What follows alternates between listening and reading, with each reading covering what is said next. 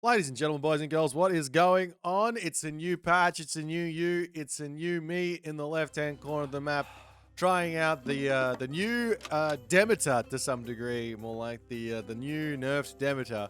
We'll see how Atif is going to manage this one. So no more goldless Amazon archers, underworld invasion, a little bit less invasive. And, well, some nicer early game stuff. First things first, 0.28 food per second coming in on those goats, just compared over to the other goats, which is 0.2. So you are fattening those goats faster, you're eating them faster from memory as well. The Demeter early game should be a lot better. So, my initial gut reaction to the whole thing was, that was a lot of nerfs, a lot of power taking away. However, if you think about it and you give a Civ a lot more help early game, then the later game needs to come back. So, and it's like a exponential thing. So it might actually make sense end of the day, and Demeter might be fine, but I don't know with these changes. Especially this technology here might be a go-to technology very, very quickly. 10 favor, 125 gold for herdables, and get husbandry. Jump onto your chickens that are non-existent on this map. Jump onto your herdables that are very small number on this map. Maybe not the best god here, but on a map like, say, Key, or just a map where there's like a lot more herdables that you know you're going to be getting Ghost Lake, maybe Demeter is going to be quite strong. Nonetheless, his opponent today is none other than Kido Severo Jones Bones Malone. I love watching Kido play. He's always cooking up something new. Tsukuyomi did get a little bit of a buff in the recent patch, and by a little bit I mean a little lot of a buff. He got a 100% boost. I love overemphasizing how much of a buff these things are. A 100% boost to his Bushido gains in terms of his upgrades. So it went from 5x up to 10x. I'm pretty sure that the way that it works, I could be wrong, I'm pretty sure the way that it works is that 50 food, 120 wood, add those two numbers together, you get 170, right? Is that right? I think it's 170. Then it used to be 5xing that. So 170 times 5, now it's 170 times 10, I think. So that doesn't sound right. That sounds so wrong. There's no way that's right. I take it back. I'm thinking about the numbers going, that's 1,700 XP. I get 2 upgrades and I'm already at Bushido 2-2. That doesn't make sense. We'll see if that's the case or not. Yet to see an upgrade coming through from Kido. So I'm going to try and figure out the exact math. We love doing math in our casts. It's always fun. How wrong I get things. Okay, Miko's. Oh, Miko's out already from Kido. He is playing against Demeter. Demeter is not an aggressive early game god at all, especially now with the Orpheus no longer attacking from range. He does. Oh dear. Something's gone wrong with that relic there. He's having some issues holding that one. But he is going to be making his way forward, and it looks like he's going for a settlement. Sort of makes sense. Kind of stock standard play for Demeter. Regardless, town center is half decent. It's got some gold mines around. It's got some food. It's not close to the town center, and the aggressiveness of Kido's Tsukuyomi will be coming very, very fast. But he did decide to go for all of these Mikos, so he is a lot later to the classical age. So we'll see how it's all going to go for him as the Catoscopots comes over. Going to be a little bit annoying here. And the villagers are like, leave me alone! My knives are more pointy than yours. Get out of here. Still haven't seen an upgrade. There we go. There's the first upgrade. So we are at that 170. So we'll see if this goes to 1,700 XP. I don't think it will. That seems absolutely insane. But we'll see exactly what it's at. So 2, 1, or let's go with 2200. Okay, so that was literally just 170.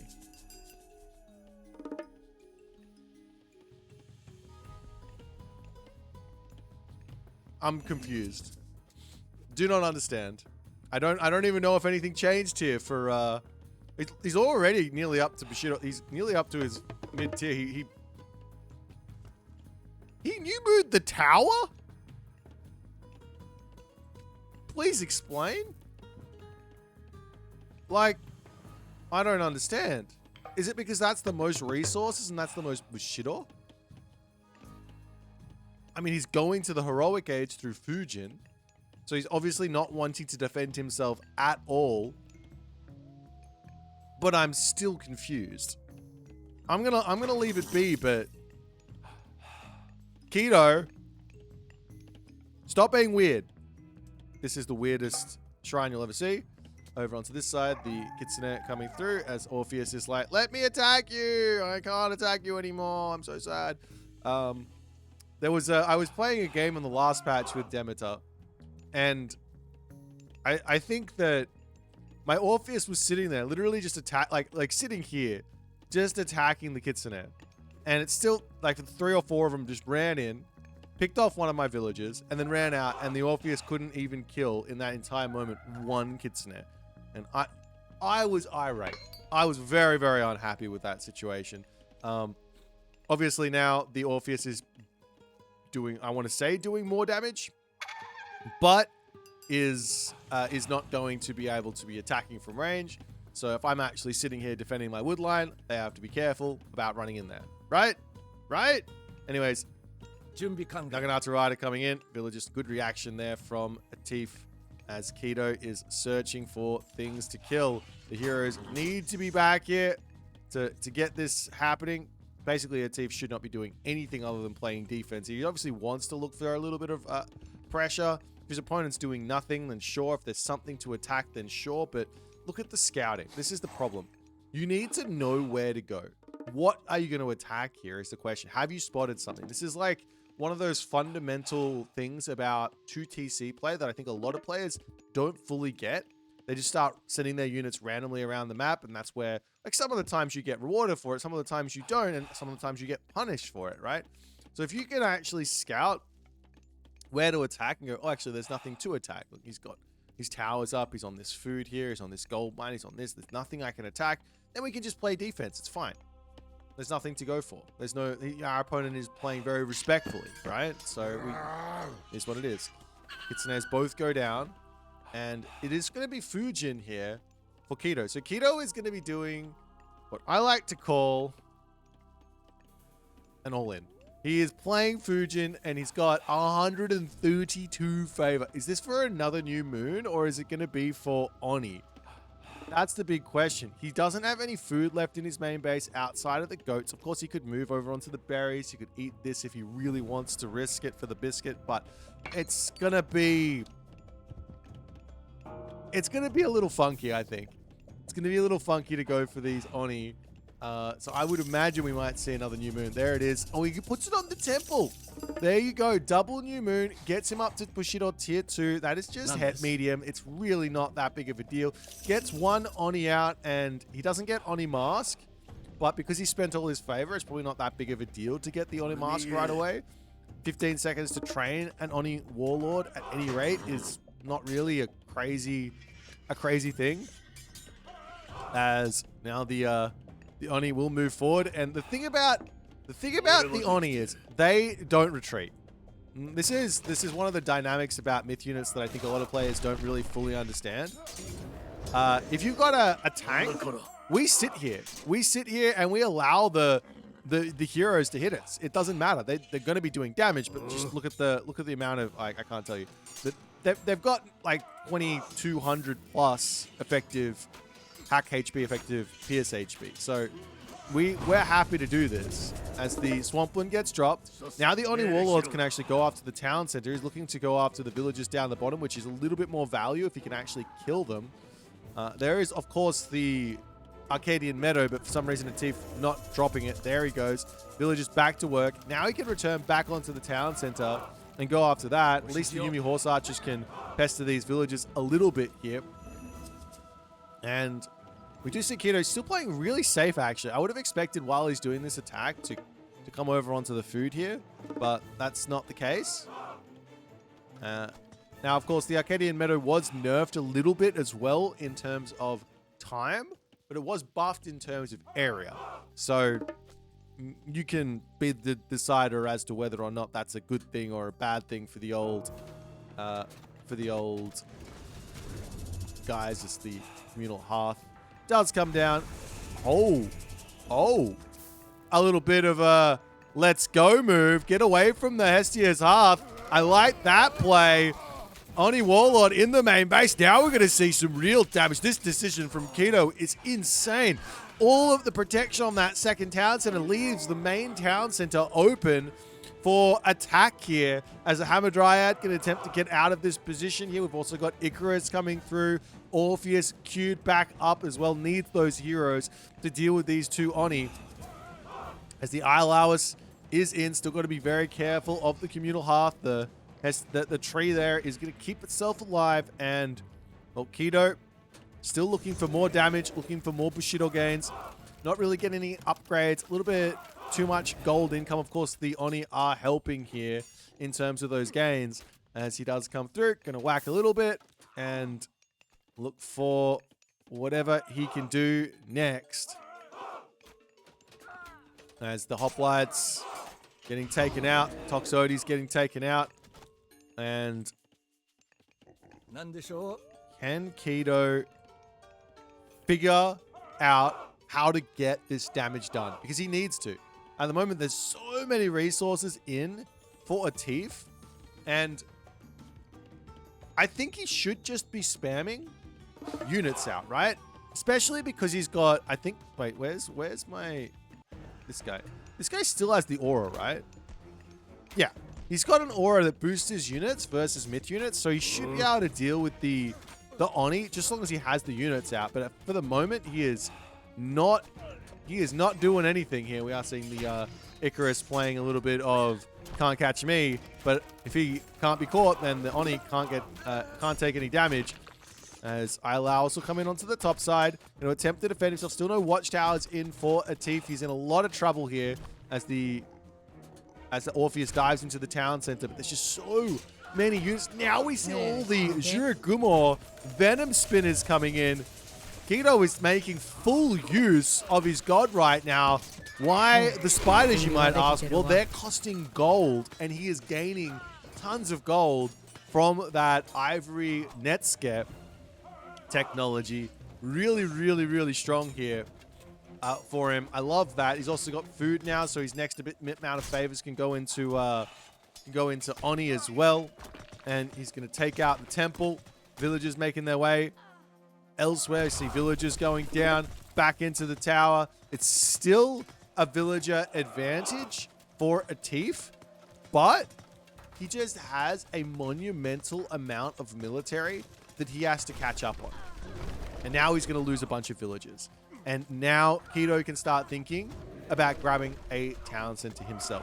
This is, how do I put this? This is the best way to play an all-in is if your opponent goes 2 TC, right? And it takes you a while to kill off the town center. And it's like a 13-minute town center kill, basically. And you want to basically get yourself around 10 to 15 villager kills, kill the town center, and then drop your second town center. And you're going to be in a incredibly advantageous position. The way to, I wouldn't say throw the game, but the way to make your game a little bit more difficult, as you do see the Yumi Horse Archers finding the villagers down here. The way to make the game a little bit more difficult is to stay in the one town center situation. But Kido here has managed to get himself up to heavy, equalizing on the villager count, and has himself a nearly equal military difference at the moment. And it looks like he's saying, I've done enough damage, let me go Watatsumi with a castle soon, which makes some sense as well. But we'll see if Atif is going to be able to hold here. I'm interested in what the Watatsumi is looking like. This was nerfed or power shifted, one of the two. I don't fully know. I think it's power shifted. So Watatsumi now doing more damage to buildings, less to units or something. I would say that's probably a nerf. But anyways. Orpheus going down so quick here as Kido is just so good at making it hard for the Greek to make their hero's presence felt here. Onto the top, the Icarus going to be going down here as well.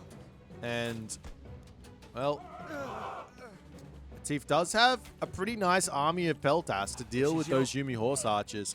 We'll see what Kido's going to do to deal with this. Of course, he's got a handful of Naginata Riders, which are great versus the Peltas, but he has to get by the Hoplites, which is kind of the difficult thing. At the moment, it's definitely somewhat equal here in terms of military and defense, and Communal Hearth on this spot as well going to help, and Kido doesn't want anything to do with that, saying, I don't need to attack there, let's go elsewhere. We will see a dot coming up onto this side for a potential transport ship, hitting this gold mine behind the walls. It's always going to be nice. And Kido says, "No, I can take this fight." And take this fight he can. He's got those Oni Warlords. The thing here that I love from what Tief has done is he's protected this Communal Hearth so nicely. This is probably something you should do more often than not, is plan your Communal Hearth placement, put a building down, put it next to a building, and then surround that building with other buildings, such that your opponent can't just bum rush it. You also see the Hamadryad still chilling here, not sure what his plan is. Looks like he doesn't even need a transport ship. Just break the wall down and push in onto this spot. Villagers can move back over onto this gold mine if they want, as the Peltas getting a couple of kills. I don't think there is ballistics in for Tief, but we'll see how it all ends up going. Unfortunately for Tief, I don't believe he utilized his herdable bonus here as Demeter. I would suggest that you should be eating those earlier rather than later, especially if you go... Yes, you should be eating those somewhat earlier rather than later. Especially if you go for like Aphrodite as well. You get the curse, you get even more bonus. Did he get Divine Labor? He didn't get Divine Labor. There's a Peltas popping onto this side, and the Oyumi now slowly starting to siege down. Watatsumi is on the way. Town Center's probably going to start looking to get dropped from Kido as well. He's at nearly full population as well. Doesn't really need to take any fights here as he's going Mythic Age. He's going to be able to drop this Dragon Typhoon down. You see him saying, I don't care about this position. Drops another Swampland down as all the units pull through the Town Center onto the back here.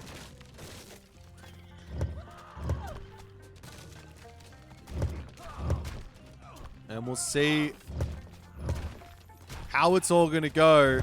Without a town center here, I don't see the way through for Tief. Like, yes, it's Japan, and Japan's probably going to fall off versus Demeter, but I don't see the way through here. He's now only starting to build his myth units, which is probably a little bit late. He's got 150 favor in the bank.